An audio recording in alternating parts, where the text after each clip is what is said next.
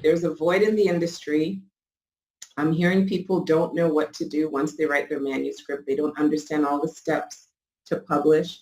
They don't know what to do once it's edited. Where do they send it? How do they get distribution? All these questions were coming at me.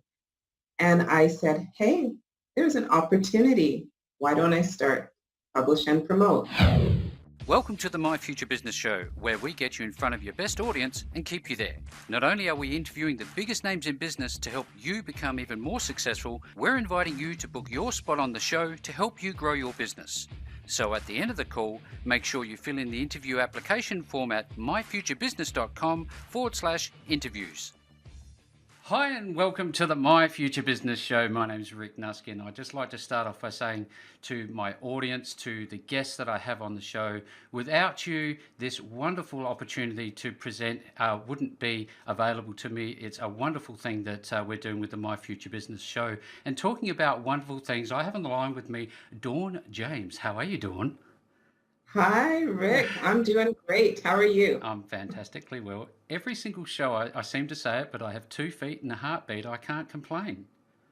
Oh, what more can you ask for? No. Well, look, where are you located?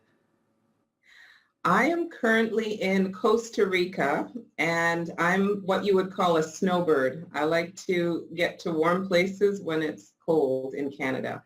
Oh, wow. So a little bit transient. Now that seems to come up a lot with business owners who have actually configured their life to suit themselves. How did this all come about that you were able to do that? Well, my husband and I have a joint business together, and then we each have our own separate business. But many moons ago, when we became empty nesters, Yes. We decided that one of our goals was to be location independent. Location independence, such a wonderful thing. It's a nice phrase, and actually, I had been traveling, doing public speaking. I've been public speaking now for almost 15 years, and on one of my travels, I met 2 people who were digital nomads, and I hadn't heard that name before. I said, "What is that?" And they said, we get to work and travel around the world. One was doing blogging on different countries. The other one was like a photographer, and she traveled the world. And I thought, wow, what a career. Yeah, if we stop and we sort of just reflect in the era that we live in nowadays with the internet, it's just such a wonderful tool that's at our disposal, isn't it? It is. It is. So we consciously designed a way to be location independent, and I have a wonderful group of people I work with both in Canada and the US for my publishing business. It's been fantastic, so I'm enjoying it, and I'm not missing the cold and snow right now. Well, they're going through a fair bit of it, aren't they? Yes, they're calling it a polar vortex. Yep. With this, and east and west. I just spoke to a friend in California. She said it's 40. 40 is like pretty cold. Yeah, absolutely. And yet where we are, it's exact polar opposites. Excuse the reference. But look, Yeah. I know that you're the managing director of Publish and Promote, and we've just touched on your publishing business a little earlier. Love to deep dive into your business and how it came about for you that you started this wonderful entity. Well, my journey started actually in 2009. Our business opened in 2010, so we're going almost into our 10th year. So I stepped into the world of self-publishing, and in 2009, I had put some things in motion for myself personally. And in 2010, when my first book launched, it went global very quickly. And to my surprise, we just kept printing more and more copies. More and more. More and more. And the benefit I have, Rick, is that in the late 80s, early 90s, I worked in publishing. I actually worked for a magazine company. I've worked for newspapers. I've worked for ebooks. So I understand the publishing world, and when I hit my first launch, and it was very successful, I started getting people asking me, how are you doing this? And I keep seeing you on all these TV shows, and you're on the radio, and you're at this event, and how are you getting all these speaking gigs, and blah, blah, blah. And I was a one-woman company, Rick. Yeah. One woman. So out of the inquiries from many people, I decided, hey, there's a void in the industry. I'm hearing people don't know what to do once they write their manuscript. They don't understand all the steps to publish. They don't know what to do once it's edited. Where did they send it? How did they get distribution? All these questions were coming at me. And I said, hey, there's an opportunity. Why don't I start Publish and Promote? And so we started teaching authors how to publish and how to promote their book in 2010. And we continue to do that today. That's our core focus. We educate authors on the business of being a self-published author. That's a wonderful insight. Thank you so much for sharing that. I wonder about accountability. Now, I say that because I've tried time and time again to write my own book, and I have folders on my computer with content that never actually gets to the finishing line. Do you actually coach people, and give them, I guess, an accountability partner as part of your process? Yeah, if they request it, we not only educate, we provide publishing services, and we also provide phone support. We're a very interesting company in that we're working with our clients. So if I have a client who's struggling, they're at the 60-70% mark on their manuscript, we will basically book a 1-hour coaching or a strategy call or an accountability call and work them through that block. We also send our new writers a couple of tools to help them organize their thoughts, organize their chapters, and be very clear on what they're going to put in each chapter. So we do a lot of upfront work with our writers so that they have a really good understanding of the flow of the book and the clarity, the content of each chapter. I always say each chapter is like a book. So make sure, there's the question, you're going to get the reader's attention, or you're sharing something really valuable for that reader. So we offer publishing services. We have training. We do book translations. Right now we're getting into social media training, teaching people how to use Facebook properly. Mm-hmm. So yeah, we do a little bit of everything, but yes, accountability is important. Some writers, depending on where they're located, they may have access to a writer's circle or a writer's group in their local community, which is really good support. But if not, they can always book time with us. That's fantastic. I'm sitting here thinking to myself, put myself in the shoes of a complete newbie. I really have a story to tell. I don't know the first step about writing a book. If somebody like me comes to you, what do you tell them? Well, we have a 7-part questionnaire. I go through a questionnaire. I call it the 7 questions you need to answer before you even start writing a book. Mm-hmm. And it gets the writer in a mindset. It's not just about writing. You're becoming an author and what that really means. So we talk about readiness. We talk about what are you prepared to do to market your book. We talk about credentials, background, credibility, depending on your subject. If you're doing science fiction fantasy, I don't care if you got a PhD. But if you're talking about cancer prevention, I might care that you have a PhD. You're not Dr. Google. And it's funny you said that, because I was thinking about, does every book require a persona?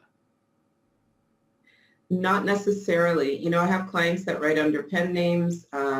Depending on your genre, Yeah. it may not even be relevant. I mean, children's books, it's not relevant whether you're a plumber or a ballerina. But in essence, to answer your question, I take them through a bit of a readiness. Are you really ready to step into this arena? And I'm very realistic with my clients. So what are you prepared to do? How do you like to spend your energy? Book production is about book selling. If you don't like to do selling, marketing, speaking, podcasts, Yeah. Get on Zoom with Rick. What are you prepared to do to sell this book? Just to passively throw it up on a website is not going to cut it. So I want to get clear on what are your goals for writing? Why are you doing it? Do you know your target audience? We take them through 7 really deep questions. Yep. And at the end of that process, if they say, Dawn, we got to get this book out. I'm ready to go. I want to launch next year. Then we will start sending them the tools they need to organize their writing. And we start talking about, what do you need? How do you need us to support you while you're writing? And then once the manuscript's in good shape, we then will quote them on the things that we do to get that into a book form. So editing, design, layout, proofreading, the whole shebang. One of the things we've noticed, Rick, there's a trend towards audiobooks. It is a very subtle, but it is a very progressive trend towards audiobooks now. So I'm coaching authors on what that means to them, the reach, the benefits of having audiobooks. So we're getting into some education again around reaching people differently. Let's face it, we all have different learning styles, right? Yep. I think to myself, there seems like so many different moving parts to creation of either an audio book or a hardback book. It's almost as if you'd need some sort of a video library for your students to go to watch. I mean, there seems to be a lot of moving parts. I'd say there's more moving parts with a book than an audiobook. Yep. But even with that, the number one thing I remind everyone is content is king and the book cover is queen. Content is king. You must invest in editing and making sure you have amazing content. Yeah, I love that. Content is king, the cover is queen. That puts it in a priority, doesn't it? Makes you think about what's important. It's almost as if people who create courses before they know they have an audience. Exactly. I'd love to use myself as a bit of a case study, if you don't mind, Dawn. I'm sitting here thinking to myself, reflecting on all the words I've put down about my life, and I think to myself, where are the boundaries? How do you help somebody as an upcoming author to say, this is enough, this is too much, this is right, a bit like the porridge story, not too hot, not too cold. How do you know when you've got enough content for your book? Well, whenever I get a manuscript, I actually read it twice.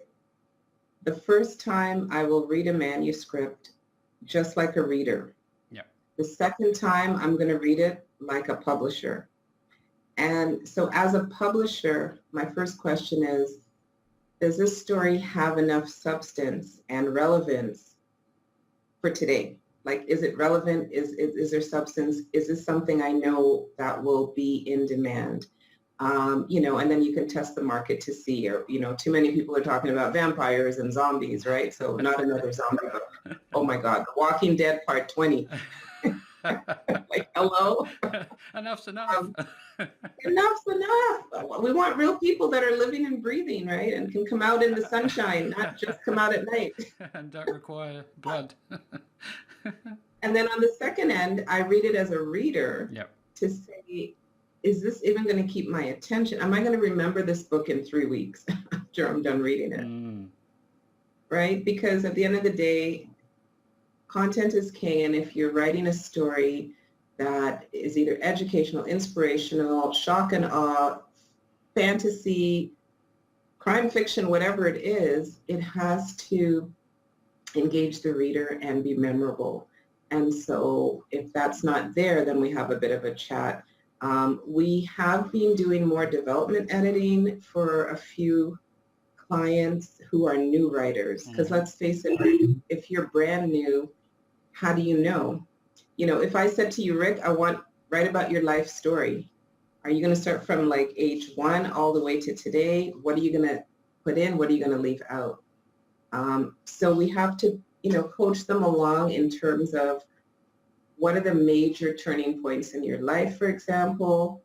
What were the major lessons you learned? What did you realize? What are the nuggets you're going to share with that reader? Keep it relevant. So we go through that with you, because how would you know? The hardest thing to do is write your own life story, right? Yeah, definitely.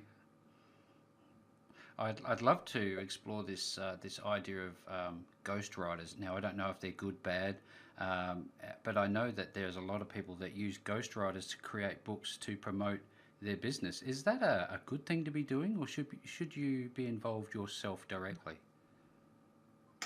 Interesting question. There are a couple of reasons why people use ghostwriters. The top three that I hear is I don't have time. Mm-hmm. I don't have time.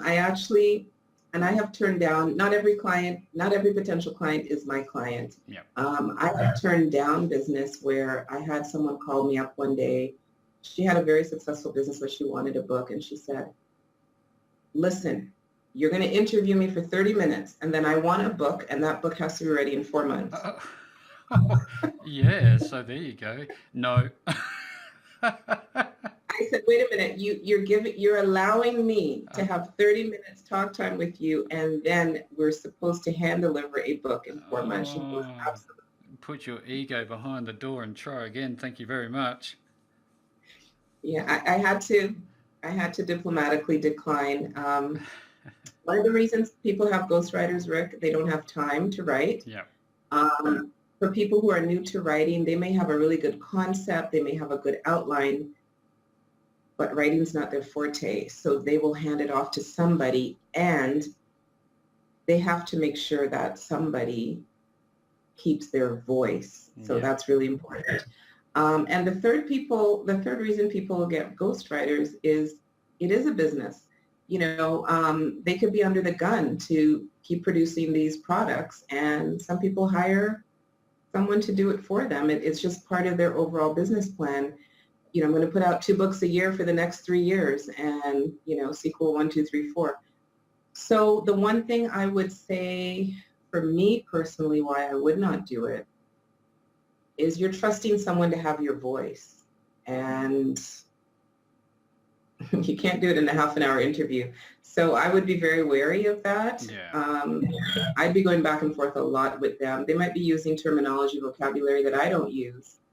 So people go, Don, did you really write this book? This doesn't sound like you. No, and that's the thing that caught me about it is that, every time I read, if I've spoken to somebody directly and then I read something that they've had written, you can almost feel it and hear it in the words that you are either listening to or reading off the page, can't you?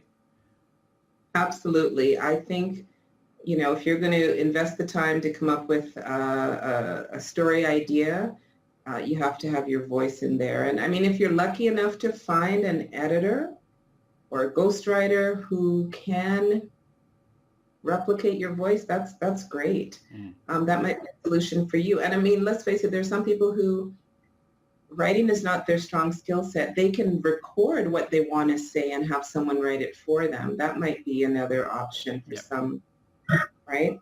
Yeah, well, look, thank you so much for sharing some of this gold content with us, Dawn. I'm just looking at your website, PublishAndPromote.Ca. When people visit you, what is the process that they go through?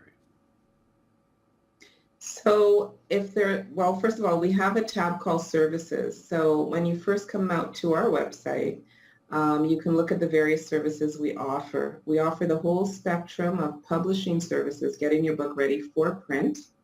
We also offer promotion. We teach authors how to design and execute a marketing plan. We look at different options for marketing, traditional marketing, social media marketing, virtually, doing things online. And if they're not crystal clear even on their brand, we will spend some time working with them on what is your brand? How do you want to be to the public? How do you want to show up in the world? So we do a combination of project management, consulting, phone support, and services. A little bit of everything. That is amazing. Yeah, and the other thing I wanted to mention is this year for 2019, we've added book translations. Oh, wonderful. I tell you what, I could talk till the cows come home, but getting it translated, you have these software pieces of software like Drag and Naturally Speaking that don't actually work. So is this somebody who's actually listening to them and doing it manually? I only work with certified, bona fide translators, and when we're doing a project like this, again, it's to work with the translators that understand some of the nuances, right, of the content. So this is not you going on Google Translate. Please don't do that. As a matter of fact, I've known people get shut down from certain sites like Amazon because they did that. It is not that simple, especially when you're dealing with a complicated language. So we only work with certified translators, minimum 15 years experience. They know what they're doing, and we also have proofreaders in that language. So I'm very thorough when it comes to translating books. But I enjoy it because if your story is viable to reach people in different parts of the world, why would you not translate your book? Yeah, that's over and all, looking at your entire experience off the website that I've seen thus far, it looks like a wonderful experience that you take your clients through. Dawn, I've had an amazing time spending time with you on the My Future Business show today. Well, thank you so much, Rick, for having me on the show. And I just want to say one quick thing to the audience. If someone is looking at the world of publishing, please check out our free webinars. I do a straight talk on self-publishing. I'm going to give it to you. No rose-colored glasses. I'm going to tell you what's working and what's not in the world of self-publishing and share a couple of tips as well. And that's at PublishAndPromote.Ca. No problems at all. Everybody who is on the call today, make sure you look below the post for all of these links. And Dawn, I will speak with you again soon. Thank you, Rick. Have a great day. Thanks for joining us today. If you enjoyed the call, then make sure to subscribe, leave a comment, share us with your friends, and book your spot on the show at myfuturebusiness.com/interviews. And if you're looking for solutions that will help grow your business, then visit myfuturebusiness.com/shop.